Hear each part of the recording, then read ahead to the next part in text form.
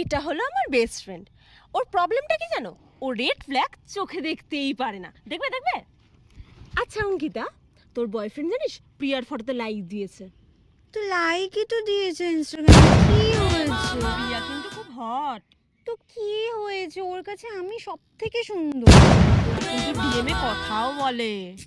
আরে তুই জানিস না, ও তো কারোর সাথে বাজেভাবে কথাই বলতে পারে না, সবার সাথে ভালোভাবে কথা বলে, কি করবে? শোন, প্রিয়া কিন্তু ওদের হ্যাঙ্কি প্যাঙ্কি কথার স্ক্রিনশটও আমাকে দিয়েছে। শোন, এখন এআই দিয়ে না সব কিছু এডিট করা যায়, তো ওটা কোনো ব্যাপার না, ওটা এডিট করা। অঙ্কিতা, ওরা দুজন দুজনকে ডেট করছে। তো কি হয়েছে? আরে রিলেশনে তো আমার সাথেই রয়েছে।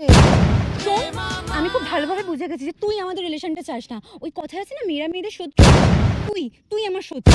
আমি মানে আজকে পুরো ক্লিয়ার বুঝে গেছি যে তুই আমাদের রিলেশনে ভাঙচুর দিচ্ছিস, তাই না? একদম। মার শালা।